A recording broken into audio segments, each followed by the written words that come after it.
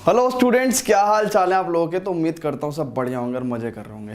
तो बेटा आज हम लोग इस वीडियो में पढ़ने वाले हैं the most important chapter of class 11th which is chapter number 13 limits and derivatives.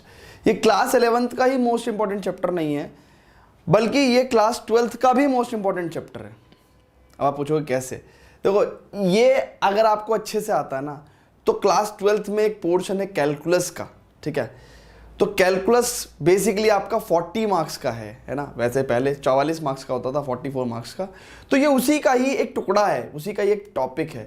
यहाँ पे ये नहीं आता तो क्लास 12th में कैलकुलस स्टार्ट करने में बड़ी दिक्कत होगी। बेसिकली मैं आपको बता दूं कि देखो, कैलकुलस बेसिकली है क्या। Calculus is the branch of mathematics in which we study continuous change, है ना। इसमें भी डिफरेंट पार्ट हैं। डिफरेंशियल कैलकुलस है, इंटीग्रल कैलकुलस है, ठीक है ना। डिफरेंशियल कैलकुलस में हम लोग rate of change of quantity with respect to another quantity पढ़ते हैं, है ना। और इंटीग्रल कैलकुलस में भी we study the accumulation of quantities. तो मतलब बहुत सारा कुछ हम लोग क्लास 12th में पढ़ेंगे, तब जाके आपको समझ में आएगा कि भाई कैलकुलस क्या है। और ये सिर्फ 11th-12th में नहीं, अगर आप कुछ कॉमर्स में परस्यू करते हैं, इकोनॉमिक्स एंड ऑल में, एंड चाहे इंजीनियरिंग में परस्यू करते हैं, तब भी आपको ये तो हमेशा काम देगा। Calculus is the most beautiful and most important thing in the mathematics, ठीक है।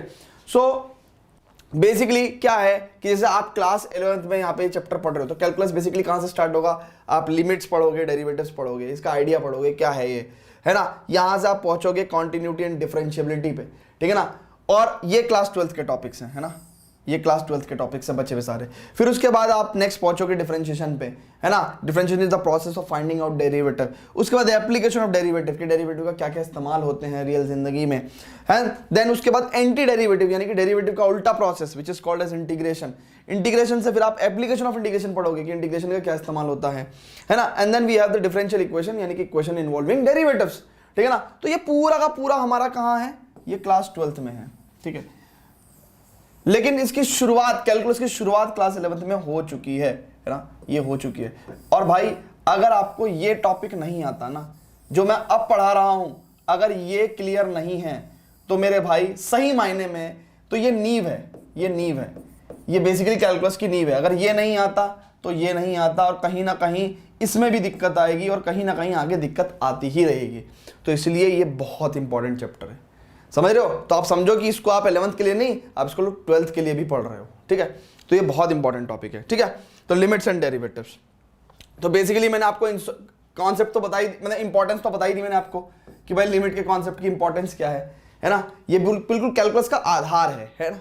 ओके, अब पढ़ते हैं कि भाई कॉन्सेप्ट ऑफ लिमिट क्या है, ठीक है। तो वन बाय वन हम लोग ये सब चीजें पढ़ते रहेंगे। कॉन्सेप्ट ऑफ लिमिट क्या है, लिमिट और फंक्शन में क्या डिफरेंस है, एग्जिस्टेंस ऑफ लिमिट क्या होती है, फाइंडिंग आउट लिमिट्स, है ना, अलजेब्रा ऑफ लिमिट्स, फॉर्मूले ऑन लिमिट्स। तो ये सब चीजें हम लोग सिक्वेंशियली पढ़ते रहेंगे। चलो जी, तो बात करते हैं भाई कि what is the concept of limit. Limit का कॉन्सेप्ट क्या है, इसको समझो। कॉन्सेप्ट ऑफ लिमिट बहुत ध्यान से समझना। लिमिट समझते हो, हम लोग घर पे भी कहते हैं भाई ये इस रेखा को मत लांघना, इस घर की दहलीज को मत लांघ देना, है ना। देखा ना, हिंदी सीरियल में आता है ना। तो basically limit is the boundary. Limit is what, the boundary, you can not cross that boundary, है ना। बेसिकली लिमिट इज लाइक औकात, ठीक है। कि भाई तुम ज्यादा से ज्यादा तुम्हारी लिमिट क्या है ना, खर्च करने की तुम्हारी लिमिट क्या है भाई, 100 रुपए इन अ डे, ठीक है। So that is the limit, है ना, औकात, द बाउंड्री, है ना, ठीक है, समझ लो। तो वही बेसिकली यही है लिमिट का कॉन्सेप्ट। बेसिकली ये है क्या, इसको समझते हैं। जैसे देखते हैं, एक फंक्शन लेते हैं ना, एक फंक्शन लिया भाई हमने, लेट अस से दिस इज द फंक्शन, ठीक है। And here x is not is equal to 2, here x is not equal to 2। x अगर 2 हो गया तो फंक्शन डिफाइन ही नहीं होगा, ठीक है। अब ये फंक्शन है, अगर आप इस फंक्शन को देखो तो देखो, अगर मैं इसको ऐसे लिखना चाहूं, ठीक है, तो लिख सकता हूं ना। अब वो कह रहा है कि x 2 नहीं होना चाहिए। तो जब x 2 नहीं होगा तो क्या होगा भाई, x 2 नहीं होगा तो 2 से ज्यादा होगा, 2 से कम होगा। तो उस टाइम पे ये नॉन जीरो क्वांटिटीज है, मैं इनको काट सकता हूं। ध्यान चेक करें, आप x-2 ऐसे नहीं काट सकते। क्या पता x की वैल्यू 2 हो, क्या पता x की वैल्यू 2 हो। अगर जब 2 होगी तो इसका मतलब आप 0 से 0 को काट के 1 लिख रहे हो ना, तो ये गलत हो जाएगा। इनको आप काट के 1 तभी लिख सकते हो जब x नॉट इक्वल टू 2 होगा, है ना, इस बात का ध्यान दें। अदरवाइज 0 को 0 से काट के आप 1 लिख रहे हो, that is the wrong thing, ठीक है ना। तो इसलिए यहाँ पे समझो कि x नॉट इक्वल टू 2 है, तो इसलिए हमने इसको लिख दिया, ठीक है। ओके भाई, अब ये फंक्शन बेसिकली जो हमने पहले लिखा था, कहने को कायदे में तो ये फंक्शन ऐसे है, ये फंक्शन ऐसे है, ये जो फंक्शन है ये बेसिकली ऐसे है कि नहीं है। अब एक बात समझो कि अगर मैं इस फंक्शन का ग्राफ ड्रॉ कर दूं, अगर मैं इस फंक्शन का ग्राफ ड्रॉ कर दूं तो इट्स अ स्ट्रेट लाइन, ठीक है। तो बेसिकली अगर आप बहुत ध्यान से देखें तो मेरे भाई 1 पे इसकी वैल्यू 3 होगी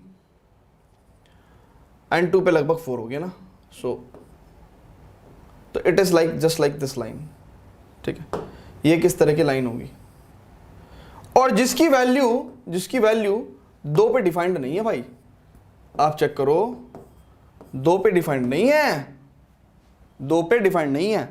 अच्छा ये क्या है, ये y एक्सिस है और इस पे किसकी वैल्यू होती है, y एफ एक्स की वैल्यू होती है ना। ये y एक्सिस है, ये आपका x एक्सिस है, तो ये एफ एक्स की वैल्यू 1, ये 2, ये 3, ये 4, ठीक है।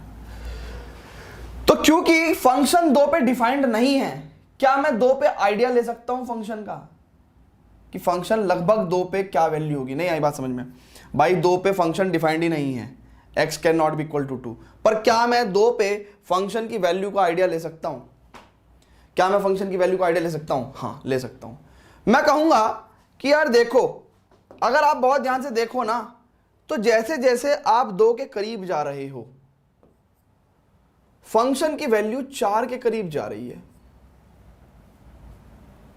यानी कि जैसे जैसे आप x 2 के करीब जा रहा है, एफ एक्स 4 के करीब जा रहा है। चेक करो ना, नहीं ये बात समझ में, जैसे जैसे x 2 के करीब जा रहा है वैसे वैसे एफ एक्स की वैल्यू 4 के करीब जा रही है।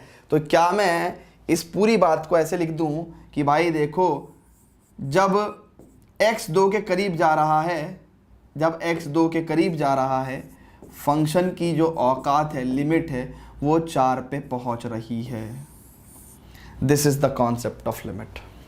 When x is tending towards 2, function की जो लिमिटिंग वैल्यू है, फंक्शन की जो औकात है, वो 4 पे जा रही है, फंक्शन 4 को अप्रोच कर रहा है। ये बात और ये बात एक ही बात है, ये बात और ये बात एक ही बात है, एक ही बात है। बात समझ में आई क्या? यही कॉन्सेप्ट ऑफ लिमिट है कि जब x 2 के करीब को जा रहा है, एफ एक्स 4 के करीब को जा रहा है, ठीक है। आई बात समझ में?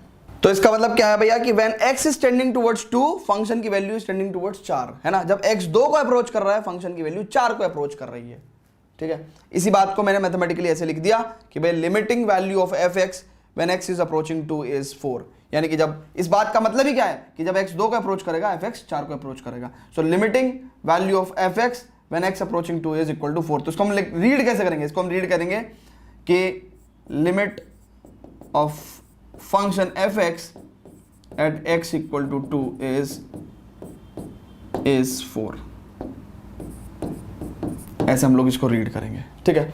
अच्छा अब मेरी बात सुनो, ये कॉन्सेप्ट अभी अधूरा है, ये कॉन्सेप्ट अभी अधूरा है। कैसे अधूरा है कॉन्सेप्ट? देखो ध्यान से समझेंगे।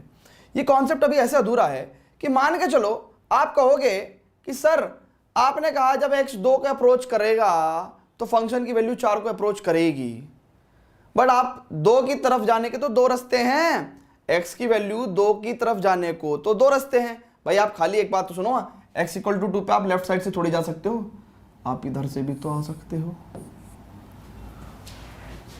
ठीक है, आप इधर से भी तो आ सकते हो। तो ये आप कौन से वाले रास्ते की बात कर रहे हो? बिल्कुल सही बात, बहुत ही बढ़िया क्वेश्चन है। क्या? तो इसका मतलब क्या है कि ये कॉन्सेप्ट अभी अधूरा है ना। जब हम इस बात को कहते हैं, जब हम इस बात को कहते हैं कि x की वैल्यू 2 की तरफ को जा रही है, तो इस बात के 2 मतलब हैं कि एक तो x की वैल्यू 2 की तरफ को जा रही है लेफ्ट साइड से, और लेफ्ट साइड को हम लोग क्या कहते हैं, हम लोग 2 पे नेगेटिव साइन शो कर देते हैं कि 2 के नेगेटिव साइड से हम लोग x की वैल्यू 2 को अप्रोच कर रही है, ठीक है। अब x की वैल्यू 2 को अप्रोच कर रही है, x की वैल्यू 2 को अप्रोच कर रही है राइट साइड से, तो भाई इस बात को हम कैसे शो करेंगे मैथमेटिकली कि x की वैल्यू 2 को अप्रोच कर रही है राइट साइड से, यानी कि पॉजिटिव साइड से। ठीक है, अब हम देखते हैं कि फंक्शन की वैल्यू कहां को जा रही है। तो देखो, जब x की वैल्यू 2 को अप्रोच कर रही है लेफ्ट साइड से, आप देख रहे हो कि भाई फंक्शन की जो वैल्यू है वो 4 को अप्रोच कर रही है। ठीक है ना, तो फंक्शन की वैल्यू क्या कर रही है, 4 को अप्रोच कर रही है। लेकिन जब x की वैल्यू 2 को अप्रोच कर रही है राइट हैंड साइड से, तो फंक्शन की वैल्यू देखो कहीं ना कहीं घटते घटते कहां को आ रही है, 4 को आ रही है। ये देखो ना, ये वाली लाइन ये तो 4 है। ठीक है ना, तो भी मैं क्या कह रहा हूं कि भैया फंक्शन की वैल्यू 4 को अप्रोच कर रही है। ठीक है, तो यानी कि जब भी हम लोग किसी पर्टिकुलर पॉइंट पे x = 2 पे फंक्शन की लिमिटिंग वैल्यू निकाल रहे हैं, तो हम लोग 2 लिमिट निकालेंगे, लेफ्ट हैंड लिमिट और राइट हैंड लिमिट।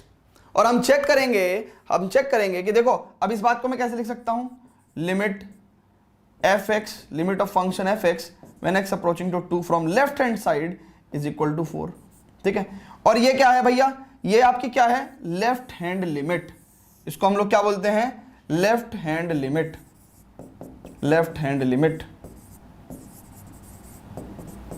ठीक है, अच्छा, अब इस बात को मैं कैसे लिखूंगा mathematically, limit of function fx when x approaching to 2 from right hand side it is equal to 4 and this is called as right hand limit.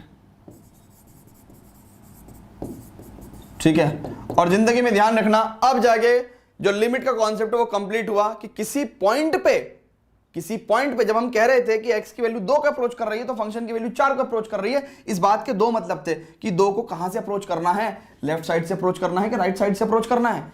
कहने का दोनों तरीके से अप्रोच करो, 2 को लेफ्ट से अप्रोच करो, 2 को चाहे राइट से अप्रोच करो, फंक्शन की वैल्यू 4 को ही अप्रोच हो रही है। और सुनो, जब ऐसा होगा तो क्या इन दोनों बातों की जगह मैं एक बात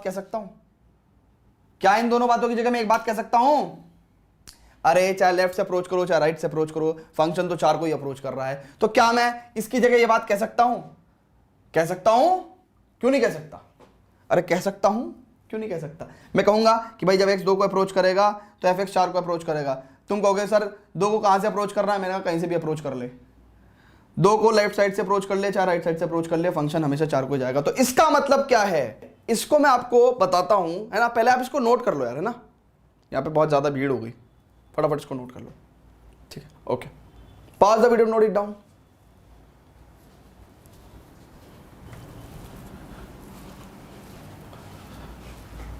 अब स्टूडेंट्स देखेंगे बहुत ध्यान से, मैं वही जो पिछले पेज पे चीज थी मैंने उसी को लिख दी वापस, है ना। अब मेरा क्वेश्चन ये है कि मैं कह रहा हूं कि जब x 2 को अप्रोच कर रहा है फंक्शन की वैल्यू 4 को अप्रोच कर रही है, ये बात मैं कब कह सकता हूं, जब ये दोनों बातें सच हो जाएं।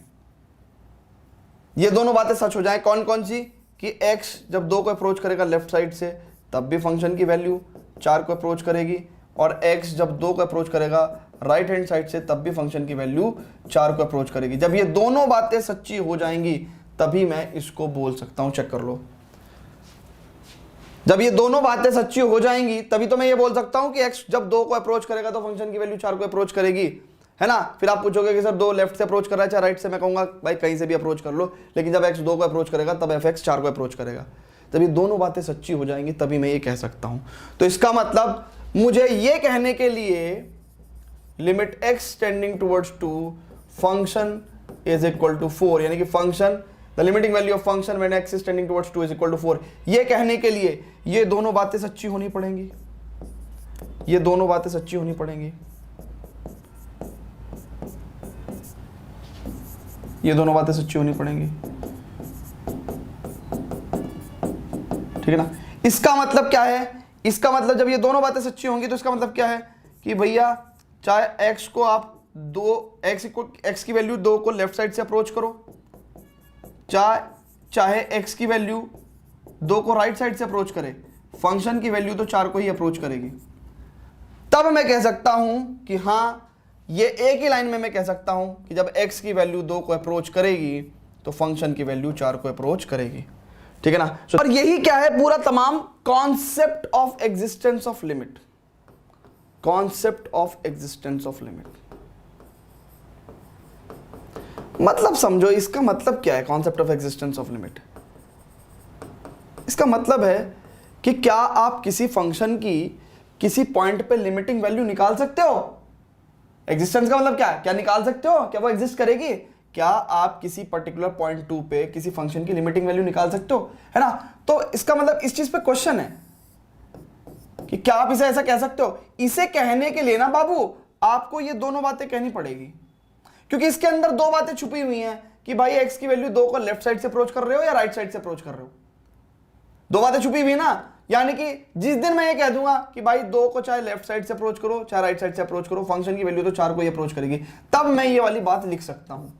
यानी कि इस बात को कहने के लिए मेरे को क्या कहना पड़ेगा? ये दोनों बातें कहनी पड़ेगी, और ये दोनों बातें कहनी पड़ेगी। तो इसका मतलब क्या है? ये लेफ्ट हैंड लिमिट है और ये राइट हैंड लिमिट है। तो यानी कि जब लेफ्ट हैंड लिमिट और राइट हैंड लिमिट की वैल्यू इक्वल होगी तो जो भी वैल्यू होगी, ठीक है ना, वही बेसिकली फंक्शन की क्या है? लिमिटिंग वैल्यू है।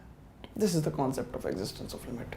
वाह वाह वाह वाह वाह वाह वाह वाह। अब इन जनरल लिखते हैं, इन जनरल लिखते हैं, इन जनरल लिखते हैं। तो इन जनरल में क्या कह सकता हूं? इन जनरल में ये कह सकता हूं कि भाई जो लिमिट का कॉन्सेप्ट था उसमें हमने कहा कि भैया लिमिट का कॉन्सेप्ट क्या है कि जब x की वैल्यू लेट से किसी a वैल्यू को अप्रोच कर रही है ना, x की वैल्यू किसी नंबर a को अप्रोच कर रही है, तो फंक्शन की वैल्यू कहां को अप्रोच करेगी, है ना? तो मैं कहता हूं लेट से ये l को अप्रोच कर रही है, ठीक है ना? तो जब x की वैल्यू a को अप्रोच करेगी तो फंक्शन की वैल्यू l को अप्रोच करेगी। बट इसके अंदर दो बातें छुपी हुई हैं। क्या बातें छुपी हुई हैं? कि आप a को कहां से अप्रोच कर रहे हो।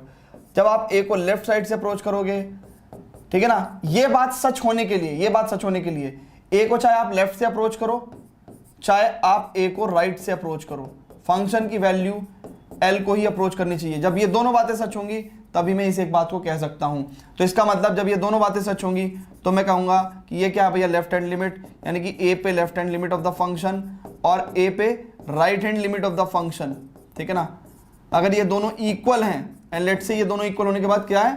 ये l के इक्वल है ना।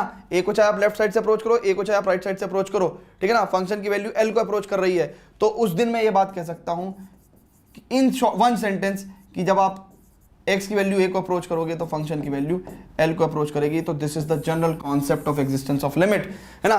This is the concept of existence of limit, concept of existence of limit, ठीक है, concept of existence of limit. यानी कि concept of existence of limit यानी कि लिमिट कब एग्जिस्ट करेगी किसी पॉइंट पे? जब left hand limit right hand limit के इक्वल हो जाएगी, ठीक है ना। लिमिट किसी भी पॉइंट पे तब एग्जिस्ट करती है जब left hand limit right hand limit के इक्वल हो जाती है। तो इन शॉर्ट में क्या कहूंगा कि भैया जब left hand limit at x equal to a, right hand limit of function at x equal to a, जब ये दोनों इक्वल होगा एंड लेट से ये l के इक्वल है, तो उस दिन मैं कहूंगा कि limit x tends to a fx exist करेगी और इसकी वैल्यू किसके इक्वल होगी?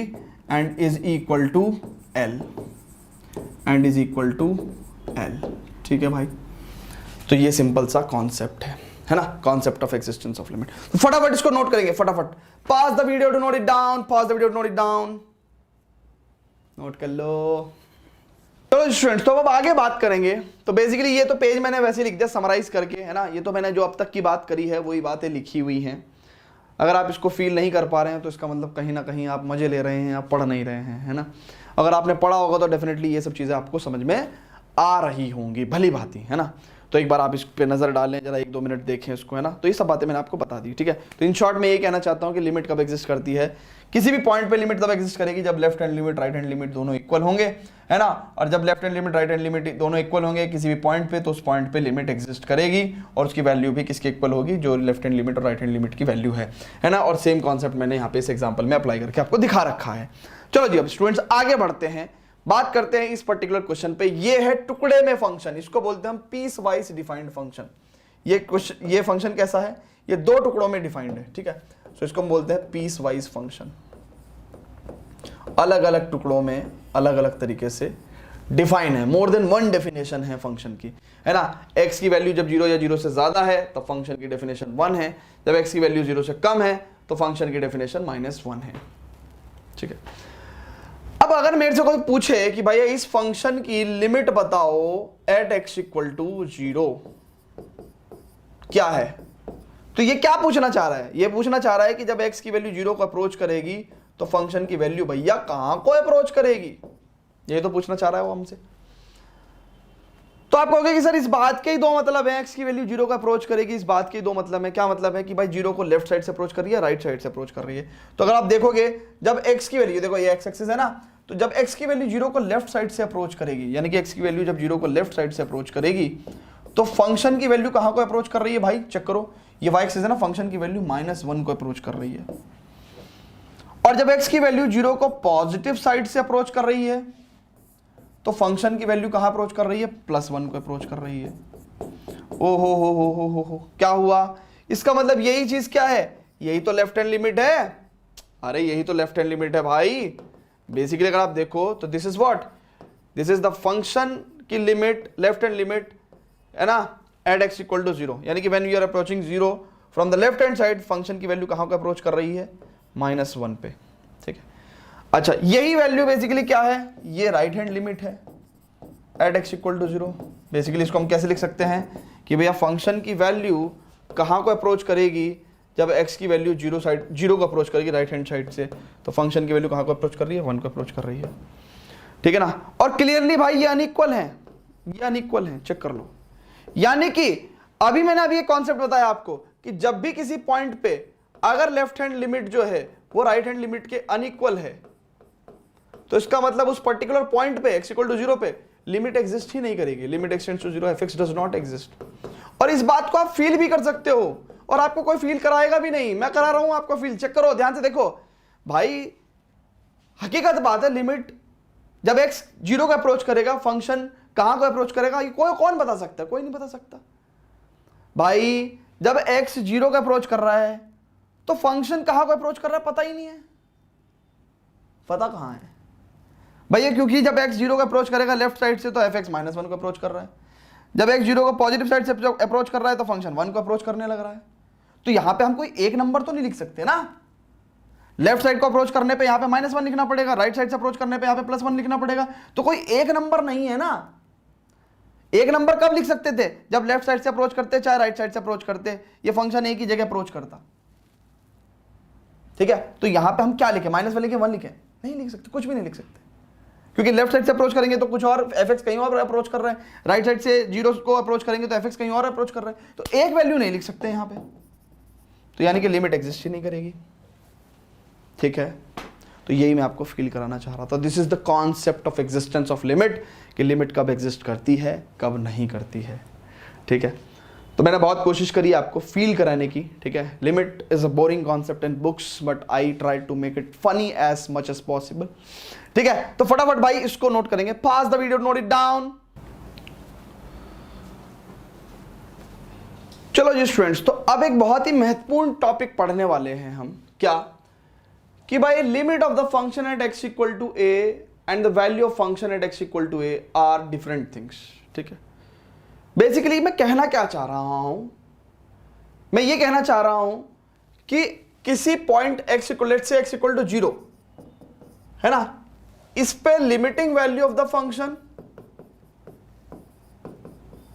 एंड फंक्शन की value at x equal to 0, function की value at x equal to 0, ये दोनों डिफरेंट चीजें हैं, डिफरेंट थिंग्स,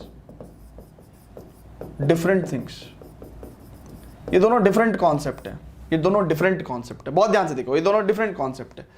जैसे अगर आप ध्यान से देखो तो इसकी वैल्यू कितनी है, सिंपली इसकी वैल्यू कितनी है, सिंपली x इक्वल टू 0 पे फंक्शन की वैल्यू कितनी है, 2 है, चेक करो 2 है। बट अगर मैं x इक्वल टू 0 पे लिमिटिंग वैल्यू निकालूं तो देखो वो कितनी है, देखो अब ये बेसिकली x की वैल्यू जब 0 का अप्रोच करेगी है ना, तो यहां पे बेसिकली हम लोग को क्या चेक करना पड़ेगा कि इस बात के दो मतलब, बेसिकली हम क्या निकालना चाह रहे हैं, हम ये निकालना चाह रहे हैं कि x की वैल्यू जब 0 का अप्रोच करेगी तो फंक्शन कहां को अप्रोच करेगा, ये तो निकालना चाह रहे हैं हम लोग। तो इसके लिए हमें क्या करना पड़ेगा, हमें दो बातें चेक करनी पड़ेगी कि जब x की वैल्यू 0 को लेफ्ट साइड से अप्रोच करेगी, x की वैल्यू जब 0 को लेफ्ट साइड से अप्रोच करेगी, तो देखो फंक्शन की वैल्यू 1 को अप्रोच कर रही है। ठीक है ना, तो यानी कि फंक्शन की वैल्यू कहां है, 1 को अप्रोच कर रही है। और जब x की वैल्यू 0 को राइट साइड से अप्रोच करेगी, ठीक है, तो फंक्शन की वैल्यू क्या है, कहां को अप्रोच कर रही है, अगेन वो पॉजिटिव 1 को ही अप्रोच कर रही है ना, एक ही जगह। तो जब x की वैल्यू 0 को लेफ्ट साइड से अप्रोच करे चाहे राइट साइड से अप्रोच करे, फंक्शन 1 की तरफ कोई अप्रोच कर रहा है, तो इसका मतलब इन दोनों बातों से हम लोग एक बात कह सकते हैं कि जब x की वैल्यू 0 को अप्रोच करेगी तो फंक्शन की वैल्यू 1 को अप्रोच करेगी। और बेसिकली यही क्या है, यही क्या है भैया, यही लेफ्ट हैंड लिमिट है एट x इक्वल टू 0, ठीक है ना। और यही क्या है, ये राइट हैंड लिमिट है एट x इक्वल टू 0, ठीक है ना। तो बेसिकली अगर आप ध्यान से देखो तो ये बेसिकली हमने किसकी वैल्यू निकाली, limit of function when x is tending towards 0 negative, यानी कि left hand limit of function at x equal to 0 it is equal to 1, and right hand limit की अगर हम बात करें तो फंक्शन की वैल्यू कहाँ को अप्रोच करेगी, जब x की वैल्यू 0 को राइट साइड से अप्रोच कर रही है, ठीक है ना। और ये दोनों क्या हैं, इक्वल हैं। और मैंने आपको कहा था कि जब left hand limit right hand limit के इक्वल हो जाए, इट इम्प्लाइज, देखो ना, जब मैंने आपको क्या कहा था कि जब left hand limit right hand limit के इक्वल हो जाए तो मैं क्या कह सकता हूं कि भैया लिमिट उस पॉइंट पे x इक्वल टू 0 पे एग्जिस्ट करेगी।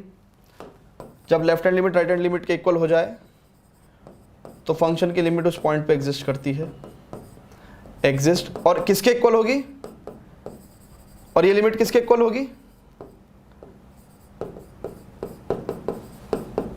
लेफ्ट हैंड लिमिट और राइट हैंड लिमिट के। और left hand limit right hand limit कितनी है, 1 है ना। सो बेसिकली ठीक है ना।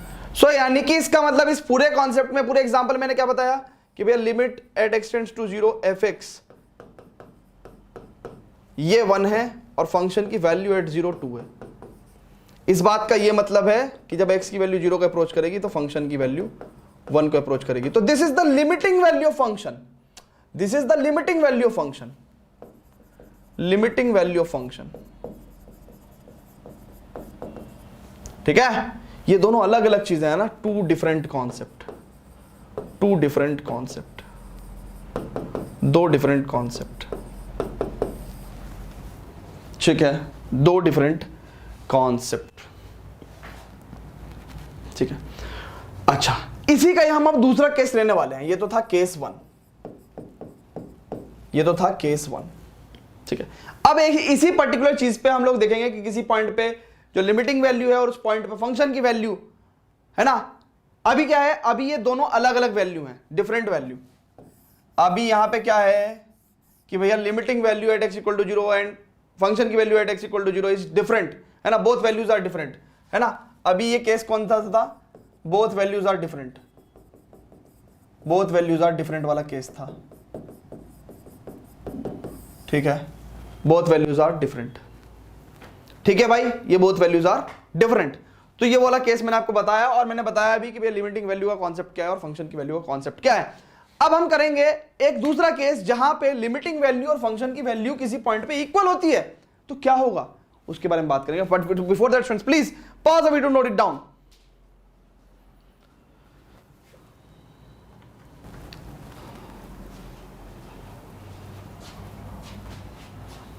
अब स्टूडेंट्स देखते हैं ये केस जहां पे फंक्शन क्या है हमारा fx equal to x square, ठीक है ना। तो ये हमने प्लॉट कर रखा है भाई x एक्सिस और y एक्सिस पे, ठीक है। अच्छा जी, अब मैं कहता हूं कि limiting value of function at x equal to 1 है ना, हमें ये चाहिए, और हमें फंक्शन की value at x equal to 1 चाहिए, ठीक है।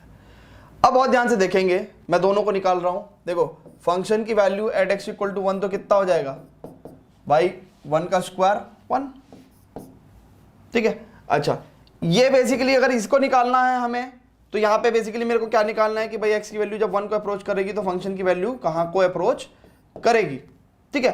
तो उसके लिए मेरे को क्या करूंगा, इस बात के दो मतलब हैं कि भाई जब x की वैल्यू 1 को लेफ्ट साइड से अप्रोच करेगी तो फंक्शन की वैल्यू कहां को अप्रोच करने वाली है।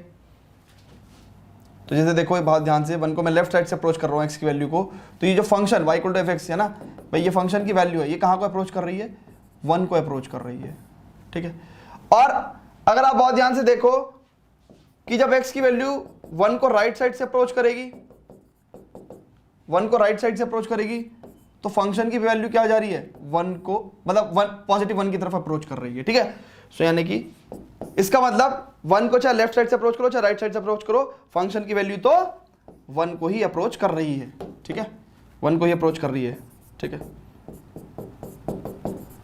वन को अप्रोच कर रही है। और इस बात को हम लोग लिख सकते हैं कि limiting value of function when x is tending towards 1 is 1, है ना। व्हेन x, जब x 1 को अप्रोच करेगा तो फंक्शन 1 को भी, फंक्शन की वैल्यू 1 को अप्रोच करेगी, ठीक है। तो बेसिकली आप ध्यान से देखो कि लिमिटिंग वैल्यू और फंक्शन की वैल्यू एट 1 दोनों इक्वल है, दोनों इक्वल है, चेक कर लो, दोनों इक्वल है, ठीक है। तो ऐसा भी केस होता है। तो कई बार बच्चे ना गलत समझ लेते हैं, वो सोचते हैं कि लिमिटिंग वैल्यू और फंक्शन की वैल्यू दोनों एक ही चीज होती है। दोनों डिफरेंट कॉन्सेप्ट है, ये इक्वल हो भी सकती है, नहीं भी हो सकती है। आई बात समझ में, ठीक है। अब मेरी बात समझेंगे, जब जब जब जब किसी पॉइंट पे,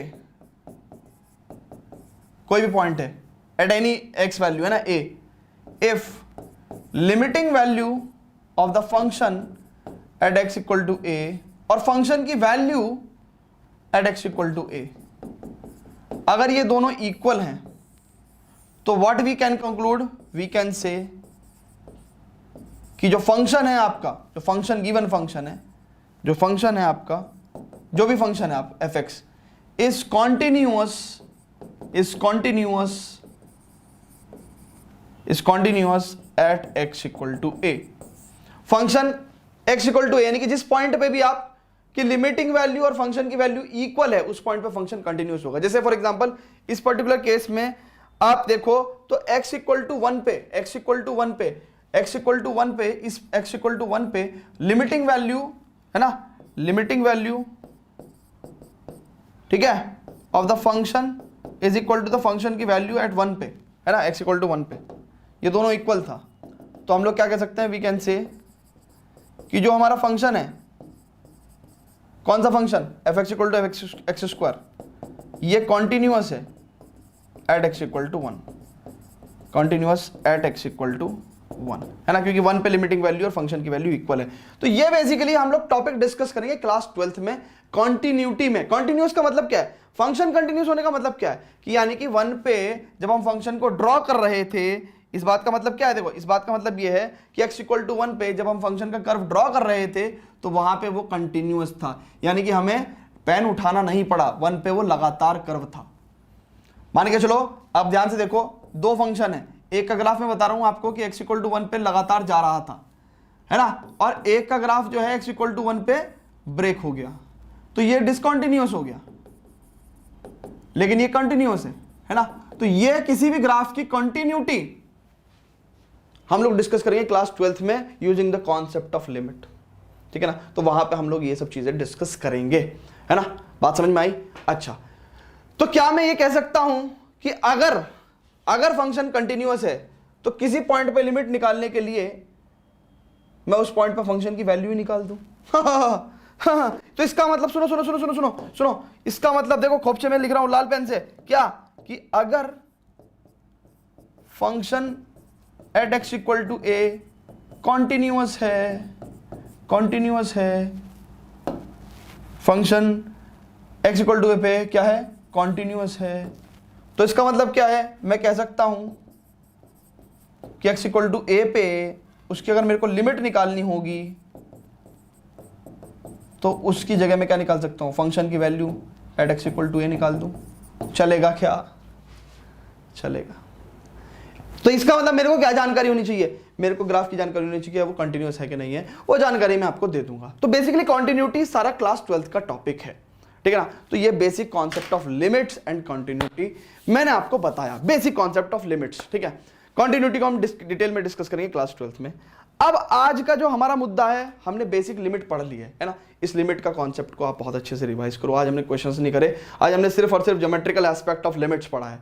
कल को हम एक लेक्चर करेंगे जिसके अंदर हम लोग लिमिट्स निकालना सीखेंगे। तो ध्यान से देखो कि कल को हमको क्या पढ़ने वाले हैं। कल हम लोग पढ़ने वाले हैं एक तो अलजेब्रा ऑफ लिमिट्स, एक तो अलजेब्रा ऑफ लिमिट्स कि भैया अगर दो फंक्शन जो है एडिशन में है, सब्ट्रैक्शन में, मल्टीप्लिकेशन में है, तब हम लोग लिमिट्स कैसे निकालते हैं।